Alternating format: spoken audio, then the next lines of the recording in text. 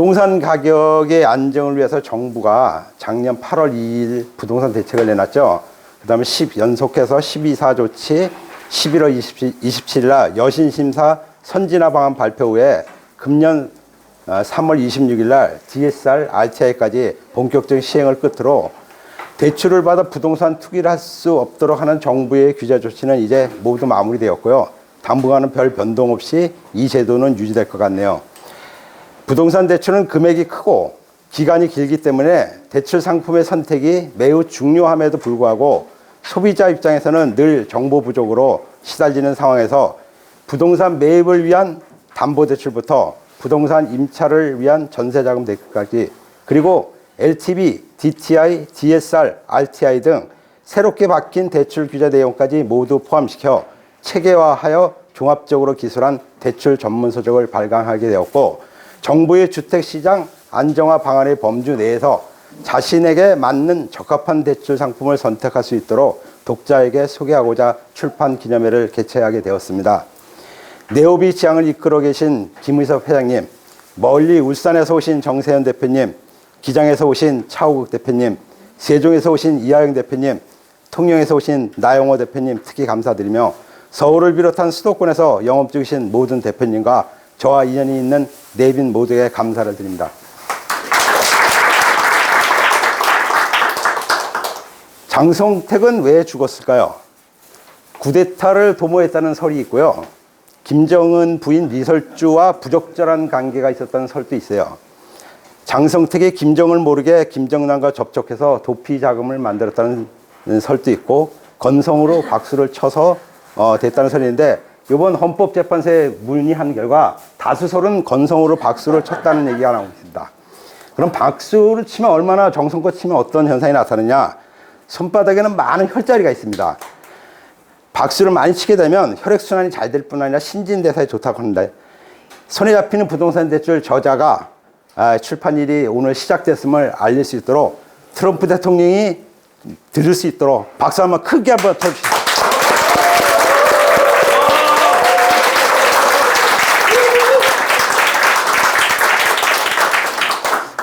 여러분들 그것이 알고 싶다라는 SBS의 드라마 있죠. 드라마가 거기에 김상중 씨라고 있어요. 근데 김상중 씨가 제가 책을 냈다고 해가지고 저를 취재하려고 했는데 상중이라 못 나오시고 상중이 아닌 안상중 씨가 대신해서 저를 취재를 했습니다. 그래서 저의 이력을 좀 알고 찾아보니까 이분이 1959년 8월에 태어나셨습니다. 내가 59년 8월에 났는데 아들 둘인데 어머님이 저를 안 낳으려고 계란을 20개를 먹었습니다. 근데 굉장히 어려웠다고 그러는데 그 20개, 그 가정생활 속에서 20개를 어떻게 먹었을까 하는 것이 지금 또 아이러니해요. 하여튼 못 살았던 시절은 맞는데 좀 그런 시절이 지나다 어머님 말씀 잘 듣고 초등학교, 중학교, 고등학교를 집 근처에 다니게 됩니다. 그분은 교통비를 아끼기 위해서 그럴까요? 어머님의 권유를 했을까요? 하여간 어떠한 이유든 가까운 데서 한 몇 년이냐, 한 12년 동안을 출퇴근을 걸어서 다녔습니다. 그리고 졸업을 하고 지금의 우리은행인 옛날에 상업은행이라고 했습니다. 상업은행에 입행을 하게 됩니다. 그리고 3년간의 은행 생활을 하다가 그만두고 군대에 가게 됩니다. 군대에 3년 동안 군대 생활을 하다가 거기서 뜻한 바 대학 입시 공부를 하게 됩니다. 그래서 대학에 입시 공부를 해서 국민대학교 경영학과에 입학을 하게 됩니다. 그분이 1년 반 동안 주경야독을 하게 됩니다. 하게 되는데 너무 힘들어서 그만두게 되게 되는데 그 지점장님이 SKY 중에 K 학교를 나오신 분이에요. 근데 네가 국민대 경영학과를 나와서 과연 어떻게 직장을 잡을 것이냐 극구 말로 하시더라고요. 그럼 평상시에 저한테 잘해 주셨으면 학점이 나빠서 그만뒀거든요. 사실은 왜 그러냐면 그때 학점이 2시까지 가야 체육 점수가 출석되는데 은행이 4시에 끝나잖아요. 그래서 부득이 제가 그만두고 나왔는데 네가 과연 이게 나와서 이 우리은행보다도 더 좋은 곳에 갈 수 있느냐 극구 만류를 하셔가지고, 그렇지만 남자가 또 한번 칼을 뽑았는데 그만둘 수 없어서 나오게 되었고, 나오자마자 제가 공부한 게 이제 어머님한테 말씀을 드리고 이제 큰 꿈을 갖고 나왔습니다. 나왔는데, 그래서 공인중개사가 아니라 공인회계사 공부를 시작합니다. 공인회계사 1년 공부를 딱 시작했는데 결과가 어땠을까요? 그분은 공인회계사 공부를 하고 딱 1년 만에 우수한 성적으로 떨어지게 됩니다. 그것 때 한 번의 좌절감을 또 느끼게 됩니다. 그리고 나서 공부를 너무 열심히 하니까 부모님이 애는 일찍 낳아야 된다 그러시면서 결혼을 빨리 하라고 그래요. 그래서 공부는 해야 되는데 자꾸 들어오면 결혼을 하라고 그러니까, 그때가 대학교 3학년 시절이었어요. 대학교 3학년 때 공부도 중요하지만 애도 빨리 낳는 것이 맞는 것 같다, 부모님 말씀이. 그래서 애를 낳고 해가지고 대학교 3학년 때 결혼을 했고요. 4학년 때 이제 공부를 이제 집중적으로 하는데, 회계사 시험을 따로 떨어지다 보니까 이제는 우리은행보다 더 좋은 직장을 가져야 되는데 어떤 심리적인 압박이 생기기 시작합니다. 그는 공부를 굉장히 열심히 했고 공부를 잘했어요. 4.5 만점에 4.42까지 맞아가지고 3학년, 4학년 두 번 다 연속해서 선곡장학금이라는 걸 받게 됩니다. 제가 지금 제 자랑을 하고 있는 거죠. 그렇죠? 어쨌든 그렇게 해서 이제 학교를 들어가게 됩니다. 학교가 들어가기 전에 직장을 구하게 됩니다. 7군데 원서를 넣었어요. 저 국민대학교 나와가지고. 근데 SKY에 들어간 사람들은 7군데를 전부 다 합격을 했는데, 저는 7군데가 전부 다 미끄러졌어요. 학벌이 안 좋아서. 그때 시절은 더 그랬는 것 같아요. 지금 그래서 우리 어머니들이 SKY를 보내려고 그렇게 애를 쓰시는 것 같아요. 근데 저에게도 하나의 운이 다가왔습니다. 노태우 대통령이 최초로 지방대학교나 그냥 일반 2류, 3류 대학도 시험 볼 자격은 줘야 되지 않겠느냐, 이러해서 공채로 보는 날이 딱 한 번 대한민국에서 처음 있었어요. 그때 제가 공채를 시험을 봐서 신한은행에 입사를 하게 됩니다. 거기에 들어오신 분들의 학력을 보니까 3분의 2가 SK에 맞습니다. 과거에 그 전에 신한은행을 뽑았을 때 SKY들은 3배수를 원서를 주고 거기서 3대 1의 경쟁을 뚫고 신한은행에 들어왔어요. 그때는 신한은행이 월급이 굉장히 셌어요. 일반 시중은행에 비해서 30%를 더 줬어요. 그러다 보니까 신한은행에 원서를 내는 사람이 많고 좀 훌륭한 사람들이 많이 왔어요. 하여간 전 당당하게 공채를 해서 들어왔고, 그 사람은 자기소개하는데 7군데 됐는데 신한은행을 택했노라. 저는 다 떨어지고 갈 데가 없어서 신한은행에 왔노라. 차이가 180도 틀린 거죠. 하여간 그런 과정을 거쳐서 저는 경영학과 졸업을 했고요. 지금 현재는 교수님 안 계시는구나. 하여튼 교수님을 만나가지고 이제 네오비에서 지금 대출 업무를 감당하고 있습니다. 제가 회사를 그만둔 다음에 이제 공인중개사를 공부하게 되는데요.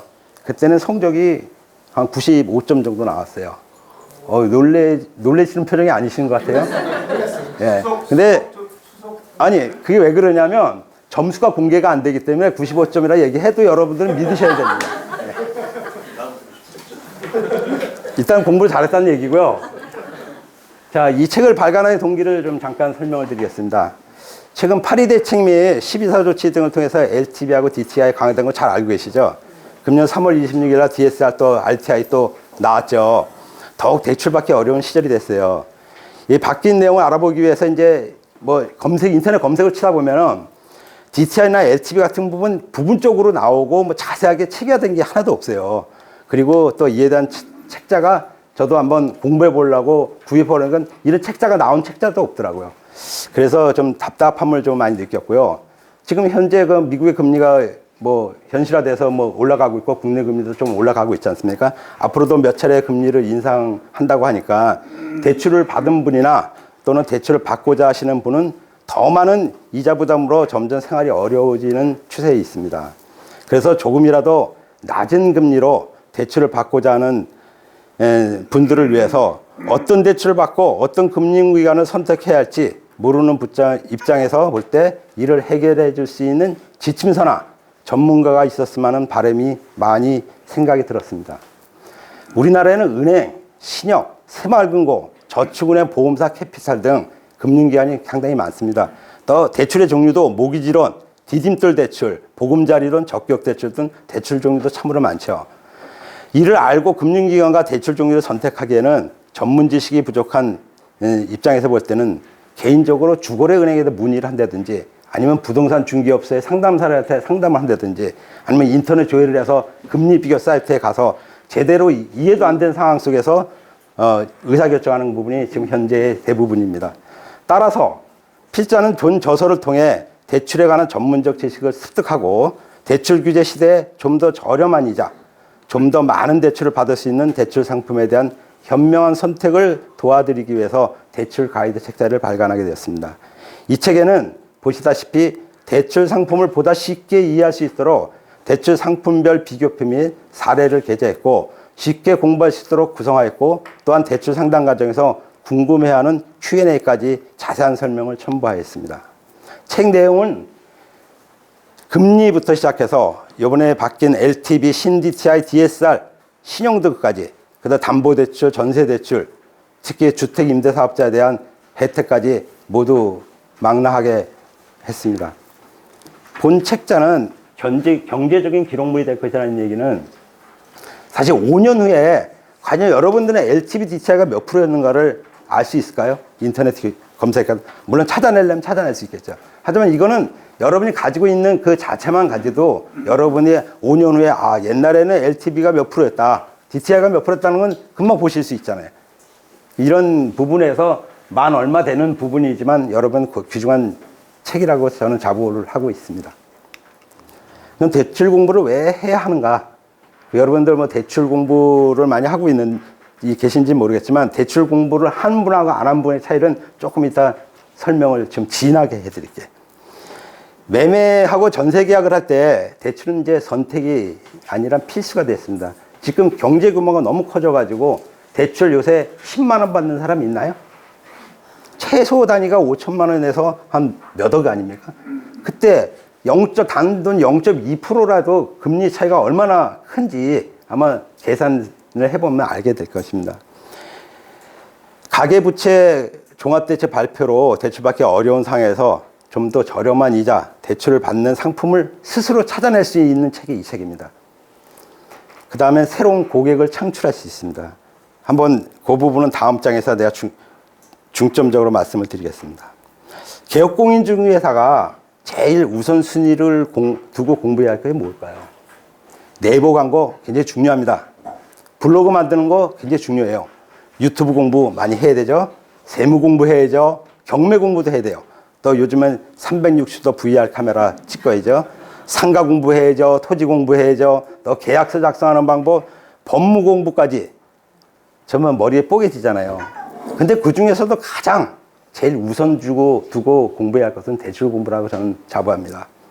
계약이 우선이 아닙니까? 계약이 돼야 밥을 먹고 사는 거 아닙니까? 그럼 고객이 왔을 때 지금 아까 좀 전에 말씀드린 것 같이 대출이 수반되지 않고서는 결국 계약이 이루어질 수가 없는 시절이 된 거예요. 근데 그 계약을 모르고 여러분들은 상담사에 의존을 할 것입니까? 그 내용을 한번 보도록 하겠습니다. 본 책자를 읽고 대출 공부를 한 사람의 미래상은 어떨까요? 고객의 정보를 얻을 수 있다. 이 내용은 뭐냐면 고객이 왔어요. 왔는데 우리 A3 용자 요 표 한번 볼까요? 요약표를 왜 보여드리냐면요. LTV 규제 비율을 보시면 그 집이 한 채가 있는 사람이 보유하고 있는 분들이 딴 곳에 다른 지점, 그러니까 뭐 서울이 아닌 뭐 인천이든 어디든지 집이 있는데 대출을 받았어요. 받은 부분이 주담대 한 건 있는 분이죠. 이분들은 투기지역이나 투기가열지구 할 때 30%를 받게 되죠. 손 모양이요. 그렇잖아요. 그러면 여러분들 정보를 고객이 오셨어요. 그럼 정보를 어떻게 얻을까요? 고객님, 가족 중에 여기는 등기부 등본상이라고 그래요. 등기부 등본상에 내용 속에 가족이 집이 있고 대출이 있느냐에 따라서 30%냐 40%가 결정이 되잖아요. 그렇죠? 그건 아시죠? 그러면 이분이 집이 있는 거 알 수 있는 건 뭡니까? 상담을 해야 되는 거죠. 근데 내가 대출 상담사도 아니고, 대출은 전문가가 하는 거지, 뭐 내가, 이게 얼마 나와? 이렇게 얘기하는 개업공인 중에서 하고, 아직 등기부등본상에 집이 몇 채 있으세요? 그럼 벌써 주민등록등본상에 있다면 거기에 집이 몇 채 있는 것이 고객 정보죠. 그러면 이 사람 대출을 받으려면 또 뭘 알아야 될까요? DTI에 맞춰야 되죠. DTI에 맞추려면 그분의 소득을 알아야 되겠죠. 이 사람이 백수냐, 아니면 근로자냐. 그럼 그 직장에 대한 인적사항을 알 수 있을까요? 없을까요? 그 똑똑한 개업공인중개사들은 DTI나 LTV를 설명하면서 그분에 대한 정보를 다 얻을 수가 있음에도 불구하고 우리는 포기하는 거예요. 그런 분들은 계약 체결하기 굉장히 어렵다는 얘기예요. 요 내용이 아까 말씀하신 내용이고, 대출 공부를 안 하고 고객에게 맡기시는 미래상은 어떨까요? 고객의 정보를 없으면 반대의 경우겠죠? 후속적인 거래를 창출해낼 수 없는 거예요. 그래서 대출 공부가 굉장히 중요하고 대출에 대해서 많은 지식을 가져야 된다는 게 저의 생각이고요. 대출 공부를 잘해가지고 계약을 체결해낸 분을 우리 성공 사례를 한번 말씀드리겠습니다. 네오비 33기의 기장님 사례인데요. 그분은 매매가 큰 아파트 빌라를 2채를 계약을 체결합니다. 저한테 전화가 와서 그 대출이 얼마가 필요하냐고 여쭤봤어요. 그때 제가 자세하게 주택임대사업자 대출을 말씀을 드렸는데, 그분이 다행히 또 그때가 부동산 경기가 많이 올라갈 때였어요. 그래서 사실 금리가 중요한 게 아니라 물건이 중요하잖아요. 그때는 한도가 많이 난 게 중요해요. 그러면 그거를 하게 됩니다. 계약을 하게 되고 또 하나의 계약을 2번 체결했는데, 최근엔 저한테 많이 의뢰오는 것이 봉촌동 재개발 건축에 있는 분들이 많이 합니다. 보통 빌라가 3억 1천 정도 수준인데 대출을 한 2억 2천 정도 받을 수 있어요. 그럼 거기서 나오는 월세가 뭐 3천에 한 50만 원 이 정도거든요. 그러면 2억 2천 대출 받아도 이자가 비슷해요. 그럼 나머지 갭 투자가 가능하죠. 그분들도 재건축, 재개발 같은 경우는 시간이 흐르면 좀 많이 올라가는 경향은 있잖아요. 물론 떨어질 수도 있겠지만, 그분들은 그걸 활용해가지고 틈새 시장을 찾아내고 있어요. 실질적으로 한 달에 7건 하셨습니다. 저한테 7건 의뢰해 주셨어요. 이 틈새 시장을 찾고 못 찾는 것도 대출 공부를 한 사람이냐 안 사는 사람들이 큰 차이가 있어요. 뭐 성공된 또 실패 사례 같은 것도 있겠지만 일단은 성공 사례를 먼저 했고요.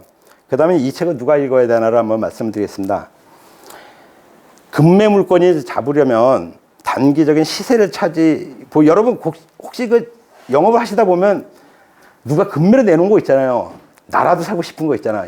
분명히 며칠 지나면 요 돈 이거 한 5천 먹는데, 그럴 때 여러분들 이자 따질 필요 없잖아요. 그렇죠? 그럼 대출 많이 나오는 상품이 어떤 걸 알아야 되잖아요. 나중에 대출 많이 나오는 상품을 알려드리겠지만 이것도 하나의 키포인트라는 얘기죠. 이런 것도 한번 생각을 해보시고, 두 번째는 금리싼 대출 상품 찾는 것도 설명을 드릴 겁니다. 1억당 0.2%를 전략을 하게 되면 30년이면 600만 원의 이익을 받게 돼요. 만약 5억 대출자라면 30년 동안 3천만 원을 전략하게 되는 겁니다. 그러니까 0.1%가 여러분들은 아무것도 아닌 것 같지만 대출은 금액도 크고 기간도 길기 때문에 단돈 0.1%로 전략을 해도 그분에게는 커다란 이익이 된다는 내용을 표현했고요. 대출 브리핑을 통해서 부동산 계약 체결을 높이고자 하시는 분은 반드시 이것을 읽어보시라고 그러셨잖아요. 상담사를 의존하지 마시고, 고객은 영리합니다. 고객은 영리해서 요즘은 셀프 등기도 하시고 또 대출금리도 알아봅니다. 근데 어설프게 그 내용 한번 좀 중점적으로 설명을 드리면, 그건 조금 이따 얘기하겠습니다. 파워블로그 여러분들 뭐 만드시라고 고생 많이 하시죠? 근데 파워블로그 만드시는 거 좋아요. 그러려면 뭐 자료가 있어야 파워블로그도 만드는 거 아닙니까? 이 책 베끼세요. 제가 뭐라고 안 드리니까 베끼시고 활용하시고요. 그리고 가급적 요 출처는 손에 잡히는 대출이다. 예? 거기서 갖고 왔다. 이렇게 한번 표현만 해주시면 저는 오케이죠. 그죠? 네. 그 다음에 이제 요거는 상식적으로 자금 출처 증빙을 위해서 대출을 받고자 하시는 분, 요거는 뭐 읽어보시면 다 아는 내용이니까 넘어가겠습니다. 좀 전에 말씀드린 거, 대출 한도만이 나오고 금리싼 대출에 대해서 중점적으로, 여러분 귀중한 시간에 오셨잖아요. 제 출판 기념을 축하하러 오셨기는 했지만, 그래도 여러분들이 또 알고 가야 될 부분들이 있을 것 같아서 제가 엑기스로 하나 뽑아놨습니다. 5위 들고 63 빌딩 놀러 가자. 이거 웬 시츄에이션입니까? 5위가 뭐고 또 63 빌딩은 왠가? 질문 한번 해보겠습니다. 은평구 응암동에 있는 전용 면적 59 평방미터 아파트를 신혼부부가 5억 원 KB시세로 구입하려고 하는데 대출이 3억이 필요한 상황입니다. 대표님은 어떻게 계약을 성공시키시겠습니까? 그분은 신혼부부로 부부 합산 연소득이 6천만 원이고 생애 최초 주택 구입자입니다. 아까 말씀드린 고객은 똑똑합니다. 분명 은행을 방문해서 자기는 대출이 얼마가 나올 건지 분명히 알고 왔을 거예요. 근데 여러분 대출 지식이 없는 분이 어설프게 하시면 그분은 여러분은 신뢰를 안 해요. 제대로 알아야 되잖아요. 이어서 팁을 하나 드릴게요.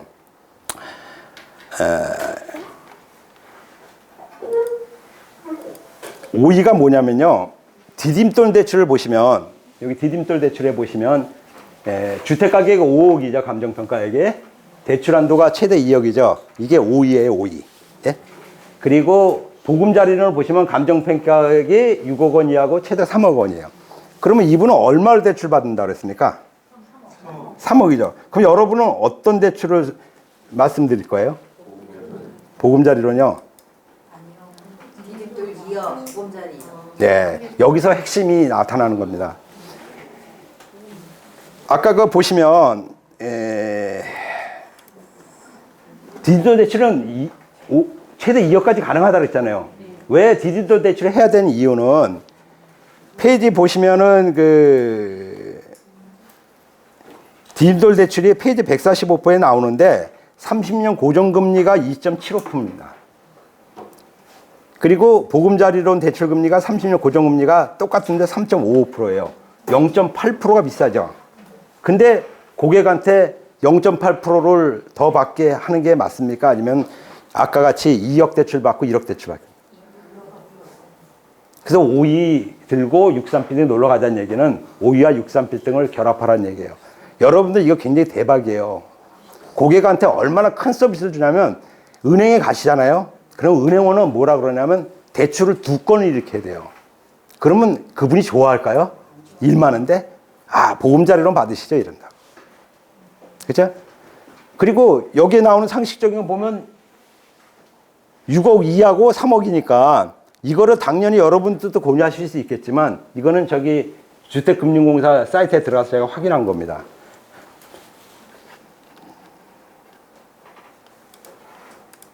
여기에 보면 대출 3억 원을 받아야 하는데 금리가 낮은 디딤돌 대출 최고 한도가 2억이라 디딤돌 대출 2억을 받고 나머지 1억은 보금자리론으로 받으려 하는데 동시에 디딤돌 대출 2억 원, 보금자리 1억 원을 받을 수 있나요?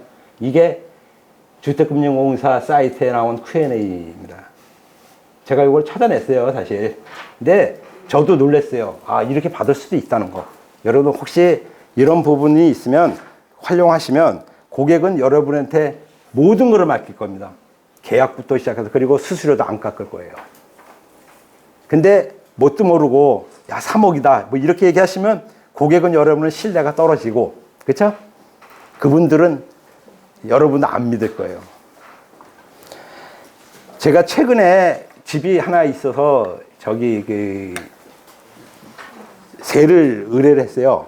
의뢰했는데 한 20군데를 내가 저기 세 좀 빼달라고 이게 간 적이 있는데 한 분도 안 빼줬어요. 한 달 반, 2달 정도 이렇게 갔거든요. 근데 세를 빼달라고 하는 사람은 누굴까요? 집주인 아닌가요? 집주인인데 그러면 월세가 수수료가 얼마 나와요? 얼마 안 나오죠? 집도 뭐 몇 번씩 봐줘야 되고 귀찮잖아요. 한 거 큰 건 하지. 예? 내가 다리품 팔아서 그렇게 할까? 근데 어떤 영리한 분은 전화가 저한테 옵니다. 일주일에 한 번씩. 사장님, 이거 지금 놔주시려고 그랬는데 정말 손님이 없습니다. 조금만 기다려보세요. 여러 군데 알아보고 있다. 저는 기분이 굉장히 좋았어요, 그분한테는. 그 이유가 뭐냐면 그분은 고객을 관리할 줄 아는 사람이라는 생각이 들어요. 제가 만약에 나중에 그 집 팔 때 누구한테 내놓겠습니까? 그것까지 보고 여러분들은 영업을 하셔야 됩니다. 단지 월세가 작다는 그런 거, 이런 거 따지지 마시고 정성을 다할 때 그분들은 여러분을 믿고 따를 겁니다. 자, 금리산 대출 한번 말씀드리겠습니다. 특히 여러분들 강남 쪽에는 해당이 안 될 수 있는데, 서울, 인천 쪽이나 부천 또는 서울 외곽 쪽이는 아마 요 대출이 많이 먹혀 들어갈 거예요. 지금 여러분 아시다시피 이번에 그 신혼부부 전용 전세자금 대출이 있어요. 5천만 원, 보증금이 5천만 원 이하고 연소득이 2천만 원이니까는 연 1.2%예요. 놀랍지 않습니까? 1.2%짜리가 어디 있습니까, 지금? 그렇죠? 그리고 30년짜리가 1억 5천 초과고 연봉 6천만 원 이하가 2.1%예요. 지금 예금 금리가 아무리 못 줘도 정기예금 한 2.3%는 줍니다. 그러면 갭만 봐도 한 1.1% 먹잖아요. 근데 금액은 작아요, 사실. 그죠? 그리고 임차 보증금이 1억 7천백이 안 되고 수도권은 1억 3천의 작은 금액이지만 손님이 이걸 전세자금 대출 받으러 왔을 때 이 상품을 신혼부부에 알려줬을 때 그 신혼부부는 여러분들한테 얼마나 감명을 받을까요? 예? 은행에서 이 상품 얘기 안 합니다. 정책자금이고 귀찮아요. 근데 이것도 하나의 팁으로 여러분한테 오셨으니까, 멀리서 오셨으니까 팁으로 드리겠습니다. 자, 한도만이 나온 대출, 이것도 굉장히 중요한데 이걸 다 설명드릴 수 있는 시간은 없습니다. 그래서 한 두 가지만 좀 말씀을 드리겠습니다. 페이지 125페이지를 한번 봐주시겠습니까? 자, MI 대출입니다. MI 대출이란 건 뭐냐면요. 서울보증보험에서 여러분들 지금 투기 지역이나 투기가열지구가 지금 기본이 40%잖아요. 집이 있어서 대출 받은 사람은 30% 나오고 서민실수요자는 50% 나오잖아요. 근데 그거보다 20% 더해 주는 거예요, 대출을. 그 LTV, 그러니까 대출 규제 받은 퍼센트보다 20% 더해 주는 게 MI 대출이거든요. 그 MI 대출은 글자 그대로 LTV, 나라에서 정한 LTV의 규제 비율보다 20% 대출을 더해 준다고 생각하시면 쉽습니다. 그럼 대상이 어떤 사람이냐? 투기 지역을 제외한 아파트에 한합니다. 여러분 혹시 자기가 하시고 있는 분이 그 투기 지역을 제외한 아파트다, 해당되시는 이 부분을 잘 읽어보세요. 대출 한도는 최대 6억까지고요. 대출 기간은 30년 원리금 분할상환을 하고요. LTV가 최대 80%까지 가능합니다. DTI는 최대 45%까지 가능하고요.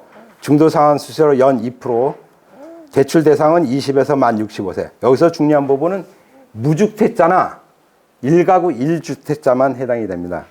그리고 재직을 하고 있고 또 1년 이상 증빙소득이 있어야 됩니다. 또 아파트 전용 면적이 120평방미터 이하여야 되고요. 구입하는 아파트는 본인이 반드시 거주해야 됩니다. 투기지역 아파트는 지원이 불가합니다. 요 MI 대출이 있고요. 그 다음에 넘어가면 여러분이 가장 궁금해하시는 주택 임대사업자 대출에 대해서 좀 말씀을 드리겠습니다.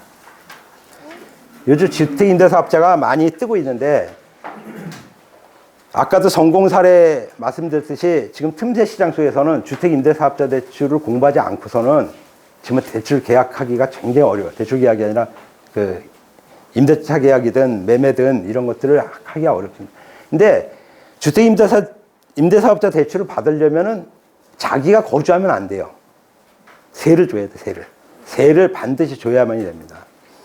그리고 한도는 감정평가액의 80%까지 가능한데 보통 아파트나 빌라 같은 경우는 방 하나만 차감합니다. 근데 신용이 좋은 사람이 최대 80%고 보통은 70%에서 75% 정도 나오는 걸로 알고 있어요. 그리고 다세대나 다가구 이런 데는 방이 많잖아요. 그렇죠? 다세대가 아니라 단독주택 같은 경우.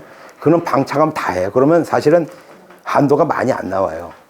그래서 왜 여러분들 단독주택 다가구 같은 경우는 방을 다 빼는데 아파트도 방 4개 있잖아요. 빌라도 방 3개인데 그분은 방 하나만 뺄까요? 보통 일반적으로 은행 금융기관에서는 방이 4개군 5개 간에 아파트 같은 거는 하나의 그 같이 산다는 개념으로 보고 있어요. 그래서 뭐 부분적으로 안방은 A라는 사람한테 세 주고 뭐 건원방은 B라는 사람한테 세 주고 이런 구조가 아니잖아요. 그래서 단독주택 가격은 딱딱 구분돼서 할 수 있기 때문에 소액 최우선 변제금이라고 있잖아요. 최우선 변제금 때문에 다 공제를 하는 거고, 그렇지 않고 아파트나 이런 다세대의 빌라 같은 경우는 방 하나만 뺀다. 그 방 하나도 MCI나 MCG라는 그 보증보험이 해주는 부분이 있어요. 그 부분도 안 뺄 수가 있어요. 그래서 결국은 감정평가 금액 곱하기 아까 80%면 80%만큼 이게 대출이 가능하다는 얘기입니다. 주택임대사업자 대출 혹시 해보신 분들 있으신가요? 지도는 좀 하고 계신가요? 오늘 처음 들어보셨어요? 하여튼 요 공부는 좀 잘 하시고요. 요 구체적인 내용은 아까 얘기한 같이 최대 80%까지 나가고 아파트 빌라인 경우는 방 1개만 차감한다고 말씀드렸고, 그 다음에 아까 단독주택 이런 경우는 임대차 유무에 따라서 다 그 공제를 하는데 그 내용도 책에 자세하게 방 몇 개 뭐 이런 부분들을 다 언급해 놨으니까 어떻게 빼고 이런 부분들이 다 나오니까 그걸 참고하시면 되고요. 또한 RTI라고 해가지고 임대소득 있는 사람들 있잖아요. 이제 이것도 조정을 하는데 오늘 아침에 뉴스에 이런 얘기가 나오대요. 제2금융권도 8월 달부터 RTI 적용하겠다고 했어요. 근데 현재는 안 한다는 얘기예요. 근데 일반 시중은행은 지금 하고 있어요. 하고 있기 때문에 대출받기가 쉽지는 않아요. 임대사업자 대출을. 그렇지 않고는 보통 제2금융권이 단위농협이나 아까 뭐 인사하신 분들도 내가 많이 해줘서 그런지 하여튼 인사 와가지고 여러분한테 명함도 뿌리고 그랬는데 그런 분들이 또 저의 하나의 큰 조력자고 파트너입니다.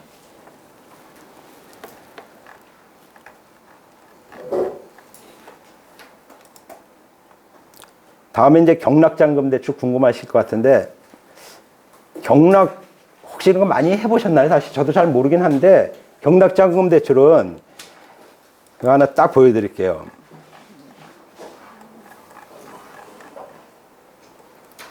이 경락자금 대출도 뭐 낙찰가의 80% 또는 법사가의 70% 중에 작은 것을 뺀다는 공식은 있는데 개인들이 과연 가능할까요? 예를 들면 투기지역이든 투기가열지역의 아파트를 낙찰가의 80% 또는 법사가의 70% 뭐 이 부분에서 해주는 거 아니에요. 사업자만 되는 거예요, 사업자. 그리고 두 번째는 제2금융권도 지금 LTV, DTI 다 따져요. 왜 그러냐면 나라에서 막았잖아요. 근데 제2금융권 한번 강보험을 딱 보면 99%까지 대출 가능 뭐 이렇게 막 하잖아요. 그거는 다 사업자예요, 사업자. 사업자가 없고 개인이 99% 받는 경우는 한 번 없습니다. 그 부분에 대해서 여러분들이 뭐 제2금융권에 가면 뭐 50%, 60% 해주고 이런 건 아닙니다. 그리고 그런 데서 받으면요, 보통 금리가 최소 아무리 신용이 좋아도 7% 이상이에요. 근데 그런 부분은 아닌 것 같고요. 그래서 경락 대출에 대해서는 이게 요것이 뭐냐면, 어떤 사람이 받아가지고 대출을 했던 건데, 여기서 보면 이게 하나의 물건이에요. 여기 보면은 법사가 70%, 얘네들 이제 이게 상실하는 거죠. 지점장한테 결제 받으려고. 이런 내용이 있다는 얘기를 한번 말씀드렸고요. 그 다음에 디딤돌 대출 아까 설명드렸죠. 이것도 한도가 많이 나와요. LTV 70%까지 나옵니다. 근데 한도가 좀 금액이 좀 작아서 그런데 금리도 싸요. 여러분도 오시면, 고객님 오시면 디딤돌 대출 많이 권유해 주시고요. 그래도 안 되면 뭐 보금자리론, 그래도 안 되면 이제 은행 대출 쓰셔야 될 거예요. 자, 지금의 부동산 환경이 어떤가? 이제 여러분들 배고프시고 그래가지고 좀 빨리 끝내라는 얘기가 있어가지고 제가 좀 빨리 진도가 나갔는데, 지금의 부동산 환경은 송파구의 헬로우시티가 입주 물량이 2018년 9월에 12월 달에 9,500세대가 미니 신도시급으로 생긴다고 합니다. 그 시작으로 2019년부터 2020년 9월까지 강남 4구의 신규 입주 물량이 무려 송파구에는 3,400세대, 강도구는 1,836세대, 강남구 7,580세대, 서초구에 4,203대 세대로 모두 26,000 가구가 예정되어 있습니다. 물량 공급 과잉론자는 서울의 공급 물량 증가와 서울 인구의 감소, 저출산 등으로 부동산 가격은 반드시 떨어진다고 주장하는 반면에 공급 부족론자는 4월을 기점으로 양도세가 중과됐죠. 또 재건축 규제 지금 타격받고 있는 목동 이런 공급 제한 조치로 인해 매물 공급이 급감해서 주택 공급량이 줄어들어 1인 가구, 2인 가구의 증가로 오히려 주택 가격이 더 필요하고 더 저출산도 향후 20년 이후의 일이기 때문에 부동산 가격은 더 오를 수밖에 없다고 주장을 합니다. 어쨌든 공급 부족론자가 말이 맞든 물량 공급 과잉론자가 맞든 우리는 중요한 것은 집을 팔려는 사람은 항상 있었고 앞으로 살려는 사람이 존재한다는 사실입니다. 4월 이후 양도세 중과의 영향으로 부동산 시장이 다소 어려운 상황은 맞는 것 같네요. 미래에 부동산 경기가 어떤 방향성을 가져갈지는 아무도 모르지만 중요한 것은 우리가 계속해서 부동산업을 종사해야 한다는 사실입니다. 지금 영업 환경이 어려워 적자날 수도 있는 상황이지만 그렇다고 영업을 포기하시진 않을 거 아닙니까? 저자인 저도 어떤 날은 영업이 되지 않아서 5만 원 소득으로 한 달을 먹은 적도 있어요. 그러지 포기하지 않고 제가 2년을 준비해서 책 쓴 기간 한 5개월 됐는데요. 하여간 오늘의 책을 발간하게 되었습니다. 이를 계기로 좀 더 자세한 대출 지식을 전달하기 위해서 별도로 특강도 만들 계정이 있습니다. 틈새 시장에서 블루오션을 찾아보십시오. 반드시 있습니다. 제가 보니까 대출 공부를 많이 하다 보니까 그 길도 보여요. 대출 공부 열심히 하시고요. 준비되자만이 과실을 얻을 수 있으니 다른 공부보다도 우선적으로 제 강의를 들어보시면 대출 공부 먼저 하시는 게 여러분들의 계약서를 먼저 쓰시는 최우선의 길이 아닌가 생각이 듭니다. 오늘 손에 잡히는 부동산 대출 출판 기념회에 와서 저를 응원해 주신 모든 분들께 진심으로 감사를 드리고요.